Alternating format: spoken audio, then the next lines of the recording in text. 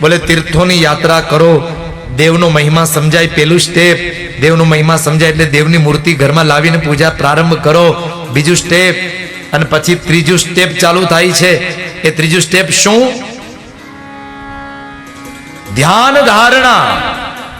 પછી એ જે સ્વરૂપ છે એનું ધ્યાન કરો, એની ધારણા કરો, આંખ બંધ કરી એ સ્વરૂપનું ચિંતન કરો. આ સાધનાનું ત્રીજું સ્ટેપ. અને પછી ચોથું સ્ટેપ. જ્યારે આ રીતે ધ્યાન ધારણા કરશો એટલે ઓટોમેટિક ચોથું સ્ટેજ જે છે એ સિદ્ધ થઈ જશે. અને ચોથું સ્ટેપ એટલે ઉત્તમા સહજાવસ્થા. પછી સહજ અવસ્થા મારી તમારી થઈ જશે. પણ એનો પ્રારંભ તો તીર્થયાત્રાથી થાય છે. માટે ધર્મ ક્ષેત્ર એવું પ્રયાગરાજ તીર્થ ક્ષેત્ર, ત્યાંથી આ કથાનો મંગલમય શુભારંભ થયો છે.